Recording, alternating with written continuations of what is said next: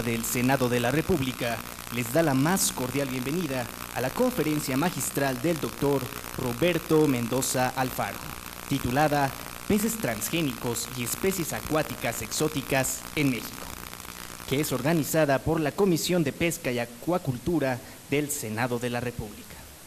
Para este magno evento nos acompaña en el presidium el senador Ernesto Rufo Apel, secretario de la Comisión de Pesca y Acuacultura. El ingeniero Enrique Arturo Bermúdez, secretario técnico de la Comisión de Pesca y Acuacultura. También nos acompaña nuestro ponente y experto en acuacultura y pesca, el doctor Roberto Mendoza Alfaro. Para dar la bienvenida a esta ponencia, tiene la palabra el senador Ernesto Rufo Apel, secretario de la Comisión de Pesca y Acuacultura. Muy buenas tardes. A nombre de los senadores integrantes de la Comisión de Pesca y Acuacultura del Senado de la República, me permito brindar a todos ustedes una cordial bienvenida a las instalaciones de esta soberanía para participar en la conferencia magistral que impartirá el doctor Roberto Mendoza, referente a los temas de peces transgénicos y especies acuáticas exóticas en México. Dicha presentación forma parte de las líneas y ejes de acción de integración de información elemental que esta comisión tiene previsto para el fortalecimiento del trabajo legislativo en la materia. Agradecemos a todos ustedes su participación y al doctor Roberto Mendoza al haber aceptado ofrecernos esta importante exposición. Nuevamente sean todos ustedes bienvenidos. Muchas gracias, doctor. Adelante. Es momento de ceder la palabra al doctor Roberto Mendoza Alfaro, no sin antes darles a todos ustedes una breve semblanza de nuestro ponente. El doctor Roberto Mendoza Alfaro es biólogo por la Escuela Nacional de Estudios Profesionales de Iztacala de la Universidad Nacional Autónoma de México. Realizó la maestría en Oceanografía Biológica y el doctorado en Ciencias en Nuevo Régimen en Acuacultura y Pesca. Ambos estudios efectuados en la Universidad de Bretaña Occidental, Campus, Francia.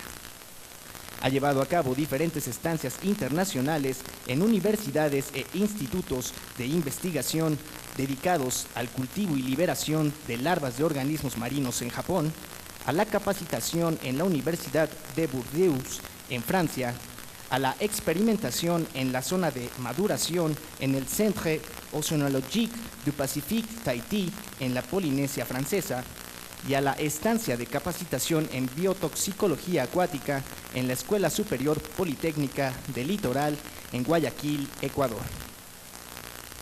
Ha sido autor de diferentes publicaciones de artículos científicos y académicos nacionales e internacionales en revistas y libros en los que destacan los temas referentes a la biología, ecología e introducción de especies acuáticas, exóticas, invasoras y otras en peligro de extinción, así como el impacto de estas sobre las poblaciones de flora y fauna acuática, los procesos ecológicos y la economía en el capital natural de México. Entre estas, la invasión de especies introducidas como el pez diablo y el pez león, sus riesgos y repercusiones en los ecosistemas acuáticos. Al mismo tiempo ha colaborado en los sistemas y subsistemas de información de especies invasoras en México y en la elaboración de fichas técnicas de dichas especies en la Carta Nacional Acuícola. Cabe destacar sus valiosas aportaciones y trabajos como experto concernientes a la Estrategia Nacional de Especies Invasoras de la Comisión Nacional para el Conocimiento y Uso de la Biodiversidad, CONABIO. Ha dirigido diferentes tesis de licenciatura, maestría y doctorado en diversos temas de biología y ecología de especies acuícolas, nativas, exóticas y ornamentales. Dentro de estas especies se encuentran el bagre, el catán y la trucha arcoíris. Dentro de los múltiples premios y reconocimientos de los que ha sido galardonado, se encuentran el Premio de Investigación de la Universidad Autónoma de Nuevo León en el año 2008 y el Premio de Investigación de la Universidad de La Habana, Cuba, en el año 2013.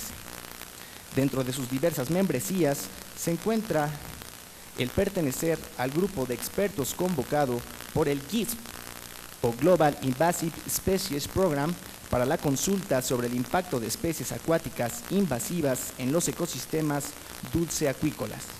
Esto en el año 2003.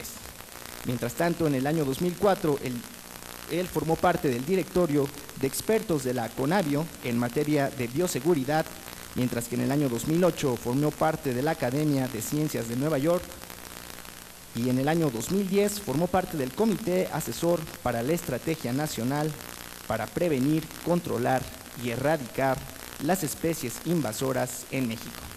También formó parte del Comité Científico Consultivo de la Comisión Intersecretarial de Bioseguridad de los Organismos Genéticamente Modificados, y finalmente en el año 2011 formó parte del Subcomité de Conservación de Especies Dulceacuícolas de Unión Internacional para la Conservación de la Naturaleza. Destacan sus trabajos de investigación en aspectos reproductivos y ecológicos de peces y crustáceos nativos, medidas de prevención, control y erradicación de especies acuáticas invasoras, y finalmente el doctor actualmente es catedrático e investigador de la Facultad de Ciencias Biológicas de la Universidad Autónoma de Nuevo León y miembro del Sistema Nacional de Investigadores Nivel 2. De esta manera cedemos la palabra al doctor Roberto Mendoza Alfaro. Pues muchas gracias por la excelente presentación. Es un privilegio, un honor estar en este recinto, que me hayan invitado para esta intervención. Yo quisiera iniciar, voy a dar un par de pláticas que voy a tratar de hacer lo más breve posible. Nada más que quisiera empezar con la plática de especies exóticas primero, para después seguir con esto. Y el propósito es que son dos temas que se conjuntan. Vamos a ver al final que actualmente existen especies exóticas que tienen potencial invasivo y que han sido modificadas genéticamente, y tenemos ya casos problemáticos aquí en el país, ¿no?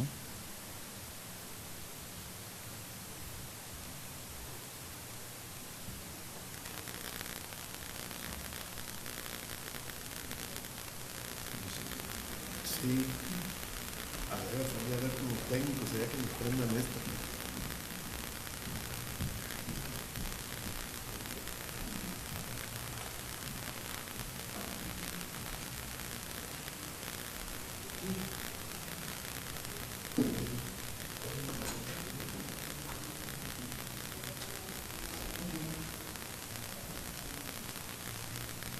Gracias, Daniela.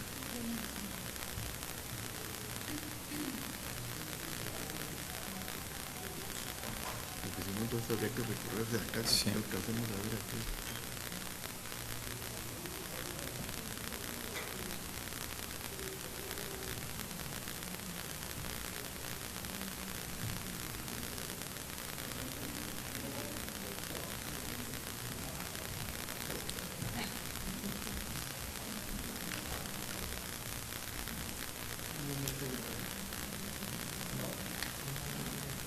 Muy bien.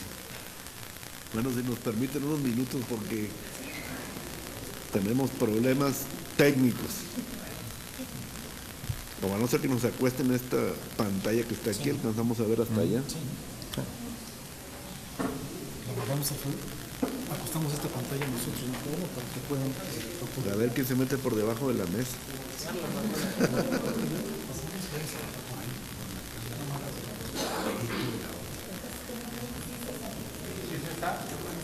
Sí, es eso. ¿Por qué? Sí. Ya está. Ya no se me afirma. O si la volteamos, la ponemos así. No, no voy a salpicar ahorita.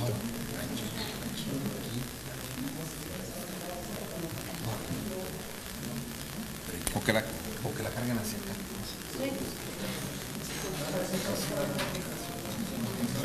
Está pesadísimo.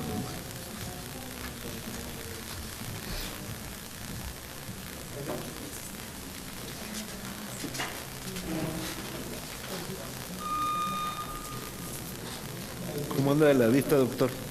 Bien. Muy bien. Sí. Ah, bueno. ¿Usted qué tal? También, más o menos. Más o menos.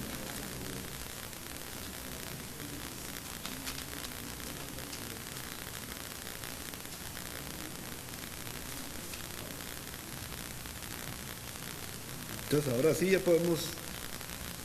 ¿Quién controla el avance? ¿Ya? Muy bien. Adelante, Ok. doctor. No, pues iniciamos. Si puedes pasar a la primera, por favor. Bueno, primeramente quisiera empezar por mencionar qué son las especies exóticas. Primeramente tenemos que el término de especies exóticas se refiere a especies de plantas o animales que están fuera de su rango natural de distribución, pasado y presente. Y esto es bien importante, quiere decir que no necesariamente son especies que vienen fuera del país. Tenemos especies que las han cambiado de su ecosistema natural y eso las hace especies exóticas.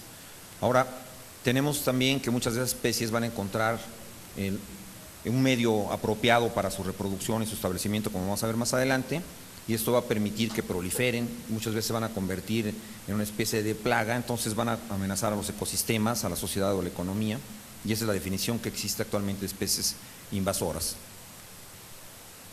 Aquí en este mapa pueden ver que México ya es uno de los países más invadidos del mundo, es un problema que tenemos actualmente y que viene sucediendo desde hace mucho tiempo. No se alcanza a ver muy bien, pero podemos ver que las predicciones a futuro, pues principalmente con cambio climático, vamos a tener mucho movimiento de las especies a los polos. Esto va a significar que tengamos un problema que va a ir creciendo también con el tiempo. Ahora, el motivo de la preocupación es primeramente que es un problema global y constituye actualmente la segunda causa de pérdida de biodiversidad, solamente después de la modificación del hábitat. También es una de las principales causas de extinción de especies y vamos a ver que en México el problema es muy, muy grave. En esta gráfica pueden ver que a mayor número de introducción de especies exóticas tenemos un mayor número de extinciones y en el medio acuático es particularmente preocupante. Aquí lo que vemos es el mapa de las extinciones inminentes, es decir, México, como pueden ver, es un punto rojo dentro de todo el planeta en donde más especies se van a extinguir. Y como yo decía, están asociadas a las extinciones. Se considera que más del 50% de la fauna nativa acuática se ha extinguido por la presencia de especies exóticas. Esto es todavía un caso más preocupante en Norteamérica, donde 70% de los peces se han extinguido junto con esas especies exóticas y también 60% en el caso de México. Para que tengan una idea del problema que estamos viviendo en México, tenemos actualmente 545 especies nativas de peces, pero dentro de estas 185, es decir, 34%, están bajo alguna categoría de riesgo y en la balanza tenemos 115 especies exóticas. O sea, nuestra biodiversidad acuática realmente está en riesgo. Esto es lo que le llamamos nosotros los 5 jinetes del apocalipsis, son los problemas que realmente está teniendo la biodiversidad y estamos hablando de problemas como cambio climático, contaminación, sobreexplotación y sobre todo especies invasoras. Y podemos ver que en el medio acuático es un problema que va aumentando. Ahora, ¿cómo se ve el proceso de invasión? Primeramente, las especies tienen que estar en alguna vía, van a ser vías comerciales en la mayor parte de los casos. La siguiente. Posteriormente, esas especies tienen que ser transportadas y tienen que llegar vivas, ¿verdad?, a su destino. Una vez que llegan al destino, si encuentran condiciones favorables, se van a establecer. Esto quiere decir que se van a reproducir y van a tener poblaciones que se van a acrecentar.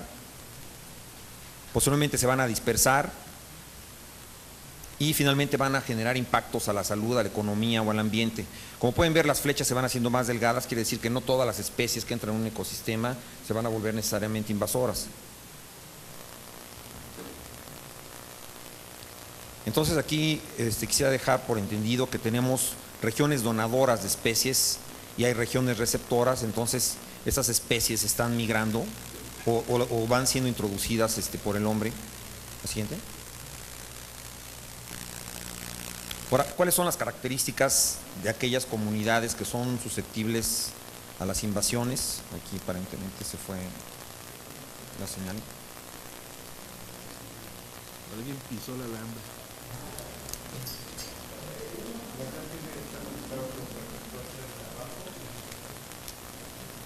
El de la cámara pisó el alambre.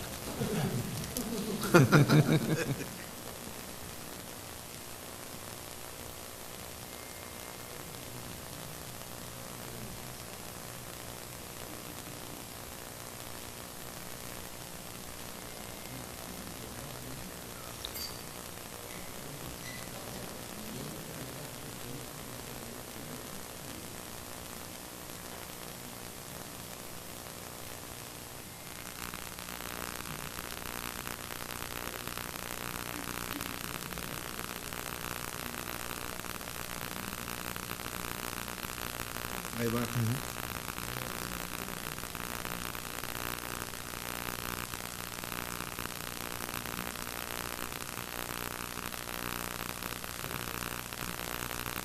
Bueno, les estaba diciendo que cierto tipo de comunidades van a ser más susceptibles a ser invadidas. Generalmente van a ser aquellas comunidades en donde se encuentra deteriorado el ambiente y que por lo tanto tienen etapas de sucesión ecológica tempranas.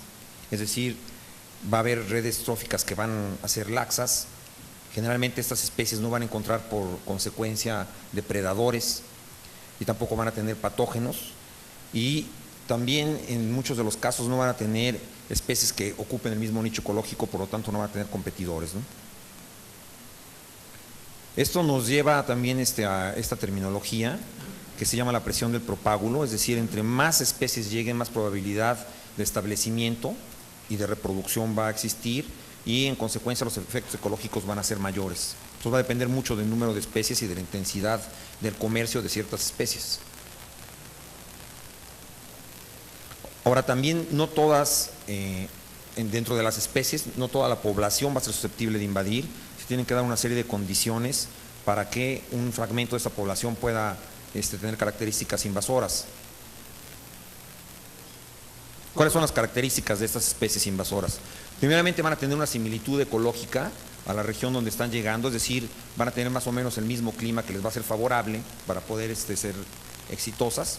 Son especies que en general tienen un rápido crecimiento, van a tener una reproducción que va a ser muy eficaz, eso significa un gran número de descendientes en un corto plazo, y sobre todo tienen una alta variabilidad genética, lo que les da una resistencia fenotípica muy importante. Y las consecuencias de estas especies generalmente en el medio acuático van a ser la hibridación y la introgresión con las especies, es decir, un daño al germoplasma de las especies nativas. Pueden originar nuevos taxa también, van a tener exclusión competitiva, cambios conductuales, y en la mayor parte de los casos va a haber extinciones.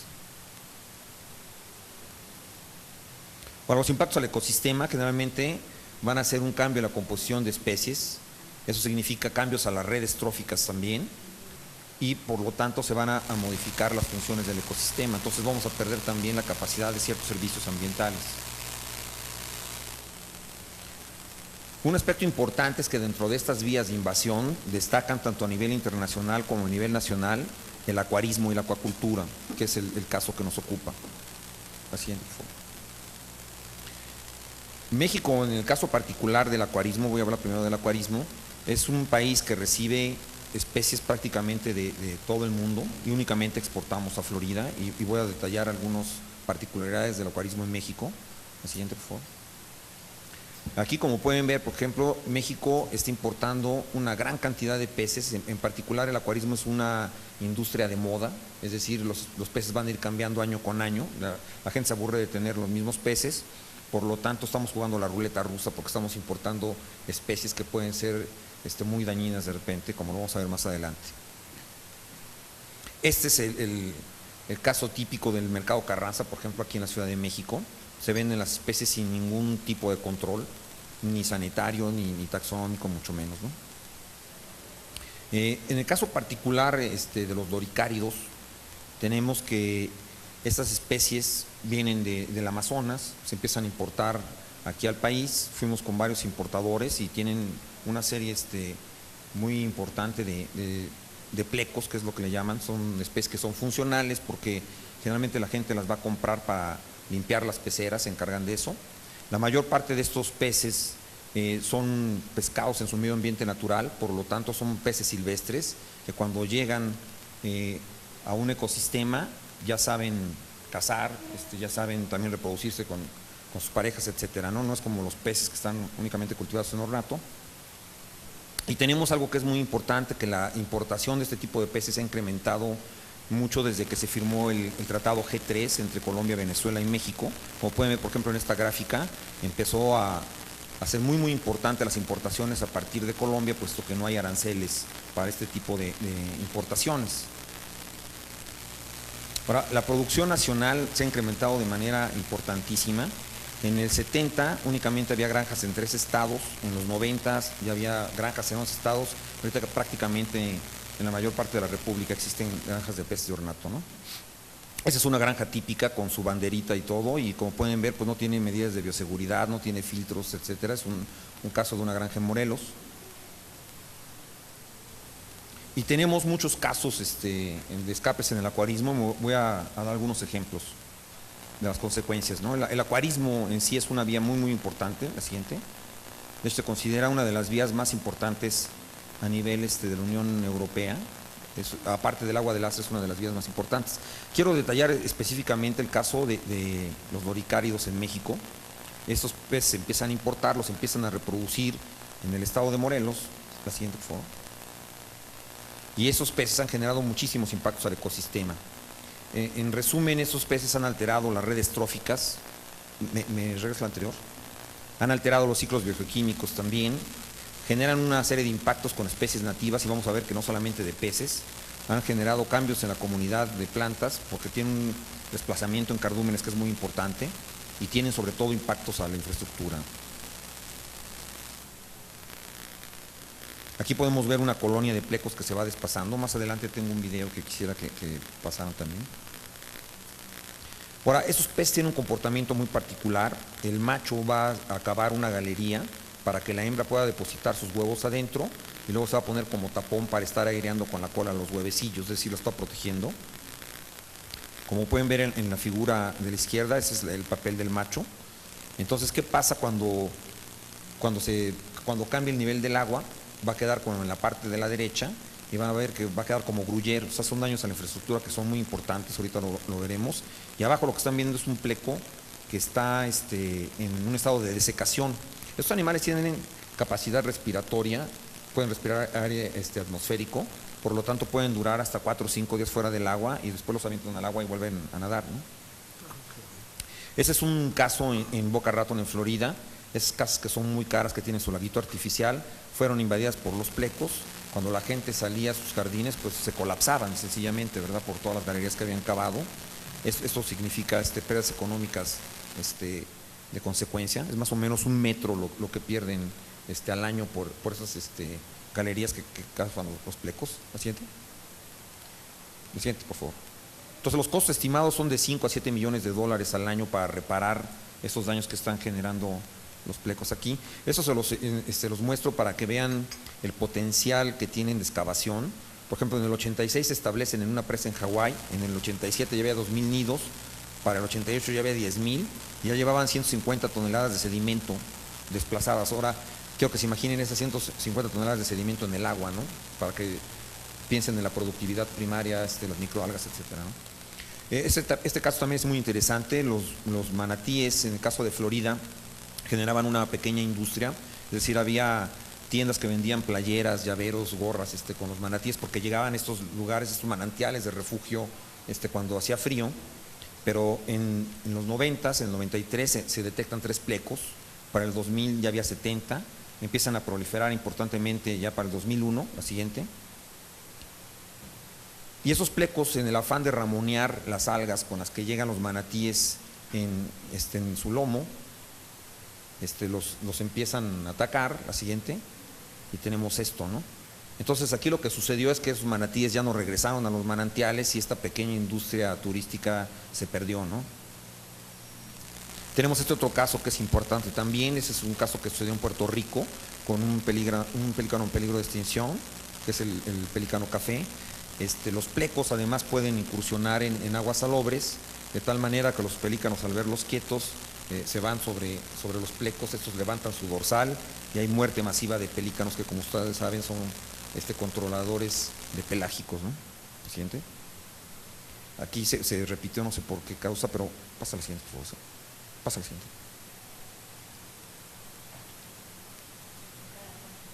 No, dale adelante, por favor. Ok, bueno. Está bien. Aquí quiero detallarles rápidamente qué sucedió en el caso de México, en el caso de Infiernillo.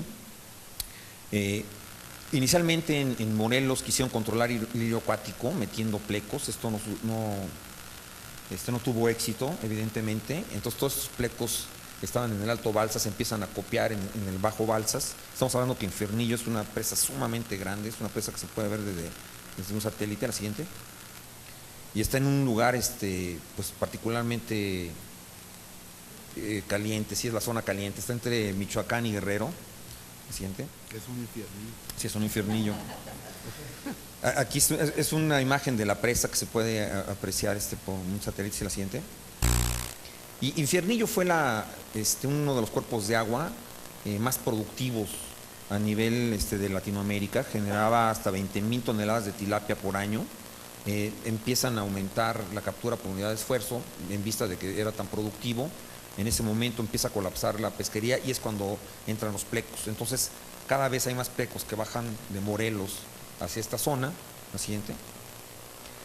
Aquí la cuestión es que las familias de estos pescadores de tilapia dependían, ¿verdad?, de esta actividad, ya que se dedicaban al fileteo. Y estamos hablando de 3,000 pescadores, 43,000 habitantes que perdieron prácticamente su empleo, ¿verdad? Y que son pérdidas que a lo mejor no son muy cuantiosas, pero para ellos son muy significativas, ascienden a $1 millón al año, y se pierde esa pesquería de tilapia también. La siguiente. Esa es una imagen de los 90, cuando se empiezan a presentar los plecos. La siguiente. Ya en el 2004 había prácticamente la mitad de plecos comparado con la cantidad de tilapia. La siguiente.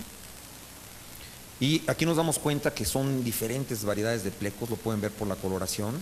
Entonces eso nos decía que estaban metiendo especies diferentes, ¿verdad?, que se venían importando, se venían reproduciendo en Morelos y que iban parando al medio natural y que se iban acopiando aquí en el caso de Infiernillo. Pásale la siguiente, por favor. Llega un momento en el 2006 en que prácticamente eran puros plecos, ¿no? La siguiente. Ahora, aquí les voy a mostrar los impactos que sucedieron en México. Primeramente dañan o destruyen las artes de pesca, causan erosión también, como lo vimos. La calidad del agua también va a ser dañada, generan daños a la salud de los pescadores y sobre todo constituyen una fuente de infección. Es el caso que está sucediendo en Infiernillo y en muchas otras partes de la República ya. Los plecos se enredan en las redes y generalmente terminan rompiéndolas. Estas redes cuestan como $900 para un pescador, pero significa una buena parte de su ganancia mensual para ellos, ¿no? Siguiente. Los pescadores, en el afán de tratar de salvar sus redes, crean este artefacto que están viendo ustedes ahí. No siempre resulta. Siguiente. Y muchas veces tratan de sacarlos con las manos. Aquí pueden ver que en las orillas van a encontrar muchas redes tiradas que se echaron a perder. La siguiente. La siguiente. Ese es un aspecto de Infiernillo, es prácticamente un grullero, o sea, la infraestructura sumamente dañada de la presa. La siguiente. Y esta foto la pongo aquí porque me recuerda mucho el olor de la presa. La calidad del agua realmente es sumamente mala y ahorita van a ver por qué. La siguiente. Este pescador, por ejemplo, está herido después de haber tratado de rescatar su red. La siguiente. Y aquí le pedimos un pescador a las 7 de la mañana, y les estoy diciendo que le pedimos porque los pescadores al inicio empezaban a sacar los plecos, pero estaban gastando gasolina en irlos a tirar a la orilla. Entonces decidían que cuando los pescaban los regresaban al agua. Entonces le pagamos su día al pescador. Son las 7 de la mañana, empieza a traernos plecos a la orilla. La siguiente. Aquí son más o menos las 9 de la mañana. La siguiente. Y bueno, así va pasando el día hasta que llegamos a mediodía y son montañas de plecos, ¿no? Finalmente. Entonces, prácticamente todo Infiernillo alrededor está así, además de ser un lugar sumamente peligroso, como ustedes saben. La siguiente. Entonces estamos hablando de un lugar completamente árido, sin otras alternativas ocupacionales para los pescadores que perdieron su empleo. La siguiente. ¿Y esto qué generó? Pues desempleo. Muchos de ellos tenían parientes en Estados Unidos, ocasionó un problema social porque tuvieron que emigrar, y otros lamentablemente pues se unieron a la delincuencia, ¿no? La siguiente. Ahora, nosotros hicimos una prospección hace muchos años, hace 10 años aproximadamente, considerando la zona de donde vienen, que es el Amazonas. La siguiente. Y la proyección de invasión era esta en el país. Lamentablemente se cumplió a la perfección y sobrepasó incluso, o sea, lo vamos a ver más adelante. La siguiente. A ver si pudieras darle al video, dale clic adentro de la imagen. Bueno, aquí pueden ver el Nutuntún. Este río es un río donde existían peces de colores, etcétera, en Chiapas. Y aquí van a ver que es una colonia desovadora de plecos que es muy impresionante. Entonces, lo podemos saber por la uniformidad de las tallas. Prácticamente no se ve ningún otro pez en este río. Es muy importante que mencione esto porque a 100 kilómetros está una especie que se descubrió no tiene mucho tiempo. De hecho, es una familia de peces que pertenece a la cantuna enigmática y que también son bagres y que se van a encontrar en peligro por esta cantidad de plecos que hay en el agua, ¿no? Ya puedes pasar a la siguiente, si quieres, por favor. Entonces empezamos a hacer el estudio a nivel nacional y encontramos que también en el sistema Grijalbo-Sumacinta pues había una gran cantidad de plecos. Pasa a la siguiente, por favor. Y seguimos encontrando, dale más, por favor, diferentes especies. La siguiente. Muy difícil de identificar, la siguiente, porque nada más estamos basados en la coloración, la siguiente. Y llegamos a encontrar híbridos, lo que sea más difícil todavía su identificación taxonómica. Bueno, esto se extendió al sur del país y actualmente, por ejemplo, en Tabasco particularmente, se pesca más o menos 210 plecos por red. Esto representa hasta el 70% de las capturas. Estamos hablando de un peso promedio de 400 gramos de cada animal. Para esto no son comestibles, tienen una armadura ósea estos animales. Y son 12,000 personas las que dependen directamente de la pesca, sin contar todas las personas que están agregadas a estos pescadores. Entonces, aquí el daño es a unas 50,000 personas aproximadamente, ¿no? Y muchos millones de pesos. Estos son los lugares donde se empezaron a avistar los plecos. Ahorita eso se sobrepasó. Por ejemplo, fuimos a Culiacán y están afectando las redes de los camaroneros también. Entonces están ya en muchas partes. La siguiente. En Infiernillo encontramos peces de 80 centímetros, entonces se encontraron un medio perfecto. Y bueno, hay otras vías por las que entran, no solamente el acuarismo. En la parte de abajo pueden ver que también las comunidades asiáticas en ocasión los introducen para comérselos. No sé por qué está repitiendo hacia atrás, ¿no? Bueno, aquí les quiero hablar muy brevemente de otra invasión que tenemos, que también es por el acuarismo, y es el pez león. Es una especie del Indo-Pacífico. Una especie que era muy cara a nivel de acuarismo, pero es una especie que tiene ciertas particularidades. Primero que nada, tiene veneno en todas y cada una de sus espinas. Es una especie que tiene un ritmo de reproducción muy importante, se reproduce una vez por semana aproximadamente. Son 36,000 huevos que están en una masa de colágeno que sube a la superficie y que se dispersa por las corrientes, o sea, no hay manera de pararlo. La siguiente. Y como pueden ver, son sumamente voraces. En algunos lugares se estima que ha decimado hasta 95% de las poblaciones nativas. Son muy voraces como predadores. Además representan un peligro para el hombre, ¿verdad? O sea, por el hecho de que tienen veneno. Aquí la expectativa es sumamente difícil, ¿verdad? Porque si vemos la invasión que comenzó más o menos por el año 2000, ahorita ya están en Brasil los plecos, o sea, bajaron todo el Atlántico. Y también las expectativas a futuro no son nada halagüeñas, porque tenemos que estos peces que ven ustedes abajo, que son herbívoros, controlan estas algas que son invasoras de los corales que de por sí están en muy mal estado en el Caribe, y si estos peces león empiezan a predar a los herbívoros, vamos a tener invasiones de algas también que se van a dar como consecuencia. Lamentablemente, bueno, son fotografías que, como ustedes pueden ver, son a 162 metros, a 180 metros se encuentra el pez león, o sea que no hay arte de pesca que lo pueda controlar. La siguiente. Tenemos casos emblemáticos como este de Cuatro Ciénegas, que saben que es un lugar pristino, un área natural protegida, donde tenemos estos endemismos tan importantes como los mincli. La siguiente. Y alguien fue a meter este cíclido africano, que es el cíclido joya, que es sumamente agresivo y que prácticamente decimó a los mincli. Ese es el estado de Morelos hace algunos años. Ahorita les puedo decir que está peor, en donde estamos hablando que la ictiofauna es mayoritariamente exótica. Entonces, estamos hablando que 60% de las especies que se encuentran en los ríos de Morelos son exóticas, ¿no? La mayor parte por especies ornamentales. Ahora quiero hablarles rápidamente de la acuacultura. La siguiente. En México, desafortunadamente, según el Instituto Nacional de Pesca, solamente tenemos 2 de las 9 especies comerciales que se cultivan, son nativas, el resto son exóticas. La historia de la acuacultura es relativamente triste en México, porque si nos damos cuenta, pues una de las especies, de hecho la especie que más deja en México, que es una realidad, es el camarón y es nativa, pero mientras experimentamos importando muchísimas especies y sus tecnologías. Y quiero hablarles justamente de los camarones. Somos un país rico en camarones, en el caso de México. Vean, tenemos al menos 10 de las especies con más valor en el mercado, sobre todo 2 de ellas, Peneus banamei y Stylirostris, que se dan en el Pacífico. Y evidentemente, como son especies que son atractivas comercialmente, pues se las llevan al Golfo de México, ¿no? Estas especies ya se escaparon, ya se empezó a pescar Peneus banamei en el Golfo de México.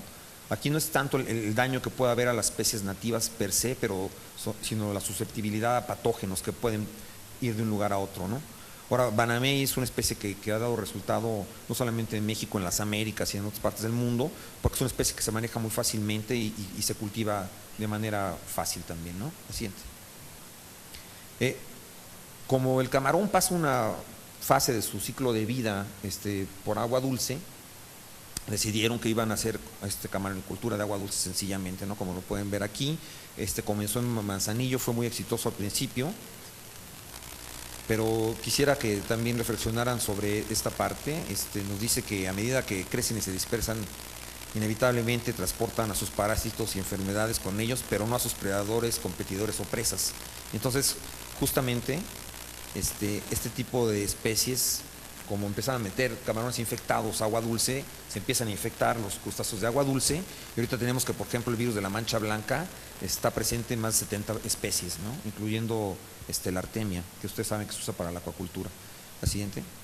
Tenemos el caso de Peneus monodon también. No, digo, a pesar de tener esta riqueza de peneidos en México, pues traen a Peneus monodon. Pasa la siguiente, por favor, porque es un camarón que, como pueden ver en la fotografía de arriba, parece langosta, puede crecer muchísimo, es nativo de Asia. En Estados Unidos ya se les había escapado en alguna ocasión, en Carolina del Sur. En México, algunos compañeros de un instituto que no quiero mencionar, lo soltaron después de hacer una experimentación. Afortunadamente no llegaron a reproducirse. Hubo otro caso donde detectaron que había Peneus monodon en el aeropuerto, se lo llevaron al zoológico de Aragón y al otro día desaparecieron. Espero que se los hayan comido.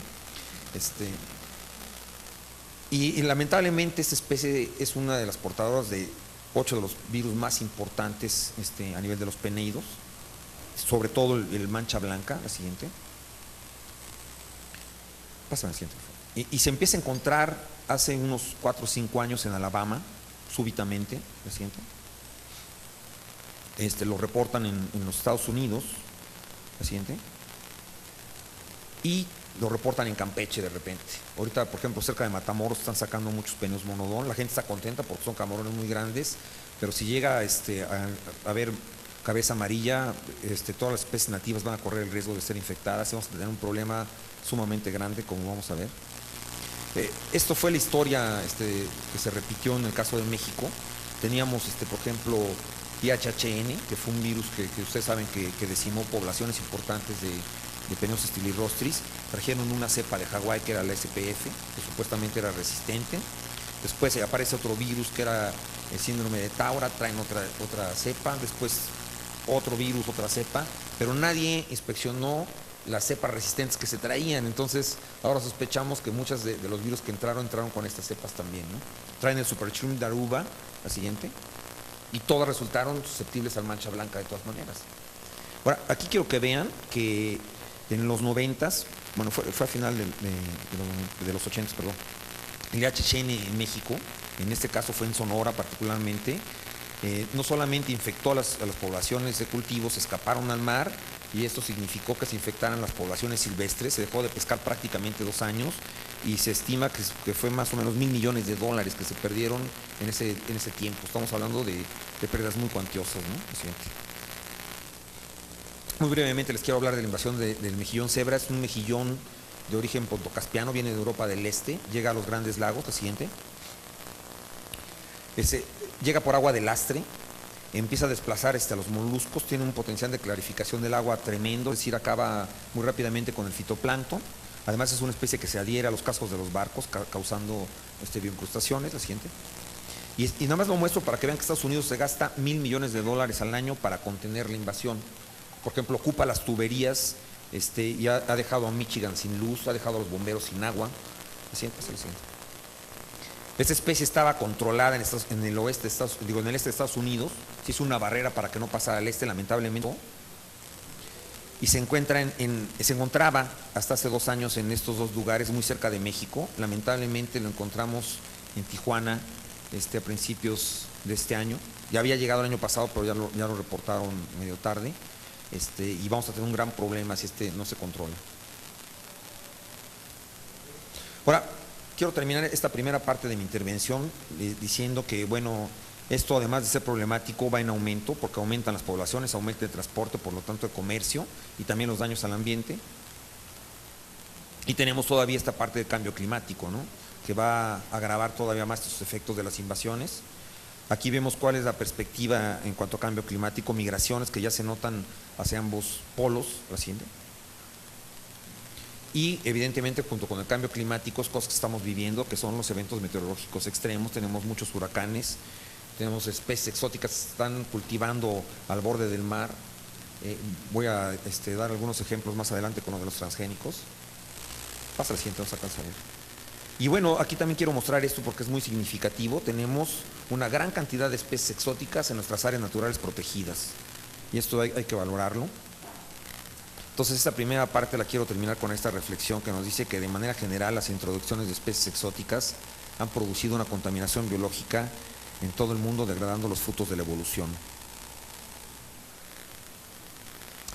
El año pasado sacamos este libro, es una compilación que hicimos de todas las invasiones en el medio acuático.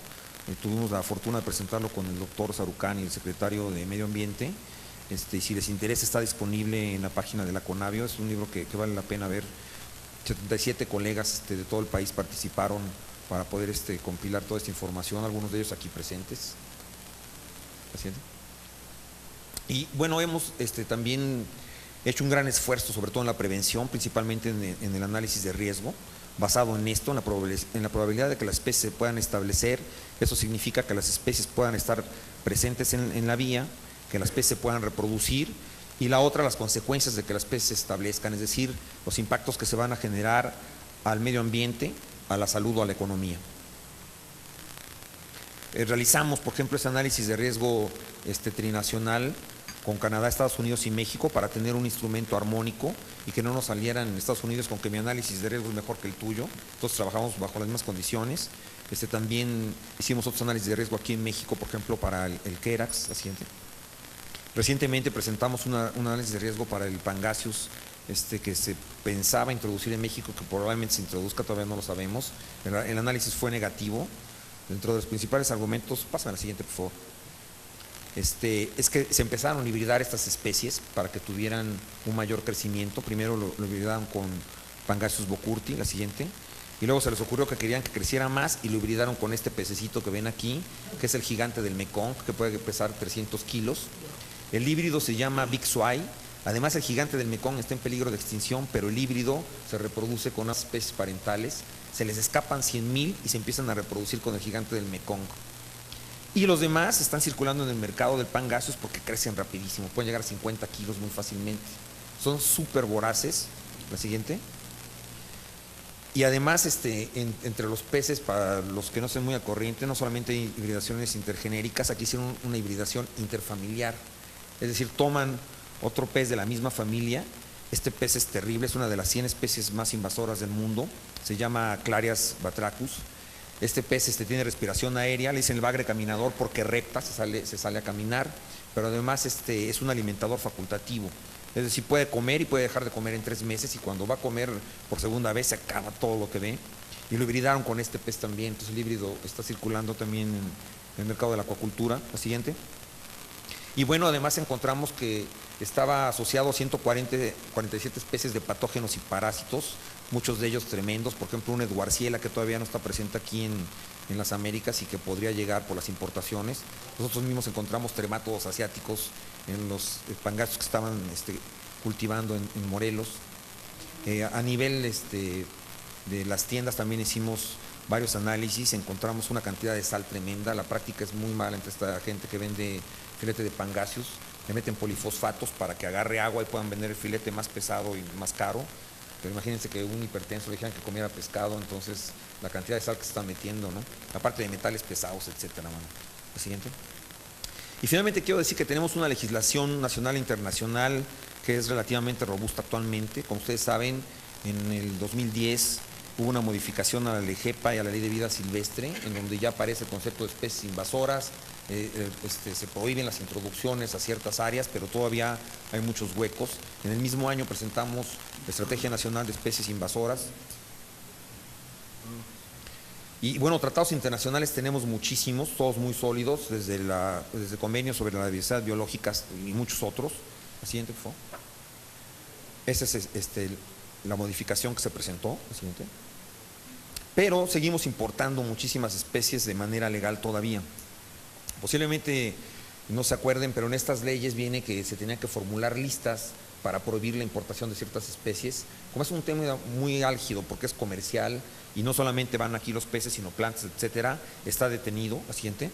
Les puedo mostrar que nosotros ya tenemos la lista de peces que no deberían entrar al país o que si entraran tenía que ser bajo cierto tipo de análisis de riesgo. No se ha publicado en el diario oficial porque todavía hay ciertas discusiones, pero están hechas desde hace 2 años. La siguiente. Y aquí termino esta primera parte de mi plática. No sé si quisiera yo que procedamos si tienen preguntas para pasar ya a la parte de los transgénicos. ¿Paso a la siguiente? Preguntita. Sí. Sí. De acuerdo con la legislación, doctor, ¿qué tan efectivas son las acciones, me imagino las aduanas, para poder llevar a reconocimiento, a mejor pues control de que estén entrando las especies de las que preocupan, en su opinión? Esa es una excelente pregunta porque le voy a decir que no tenemos una expertise taxonómica a nivel de las aduanas y le voy a contar cómo es que se realizan las importaciones de peces. Llegan cajas cerradas con los peces de diferentes países y le dicen tengo tal pez y tengo tantos, y si no cuéntalos, si se te mueren es culpa tuya. Entonces la aduanal generalmente pues dice no, ¿verdad? Además es muy difícil, por ejemplo, los loricáridos, en particular los plecos que yo estaba mostrando, hay 864 especies nominales. Entonces para poder discernir entre las especies es sumamente difícil. Sin embargo, tenemos actualmente herramientas muy valiosas. Ahorita estamos con un programa piloto de Barcode. Es una herramienta que permite detectar un gen mitocondrial y con eso sabemos exactamente qué especie. Entonces ya hay un kit que se desarrolló, lo probamos ahorita en algunas universidades y esperemos que a futuro se pueda utilizar en las aduanas, puertos y aeropuertos, ¿no?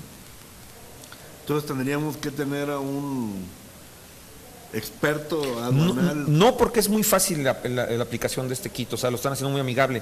Otra cosa que se hace, yo soy representante mexicano en Estados Unidos para este tema, y por ejemplo en el caso del aeropuerto de Miami, que es un aeropuerto gigante donde llegan todos los cargos, ellos tienen muchas guías visuales. Entonces una persona que es experta, digamos, porque reconoce ya muy bien serpientes, otra que reconoce peces, etcétera, y con las guías visuales que le pasa al gobierno de Estados Unidos diciendo es pez peligrosa, ellos saben si las filtran o no, que también sería una medida a muy corto plazo que se podría implementar.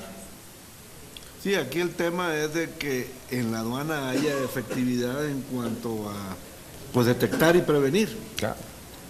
Y lo otro es la regulación a nivel de los importadores también, ¿verdad? Porque los importadores pasan cualquier cosa muy, muy fácilmente. No, pues ese es el negocio. Claro. Entonces, pero aquí también, aquí entramos en una discusión que es interesante, porque puede pasar lo que en CITES.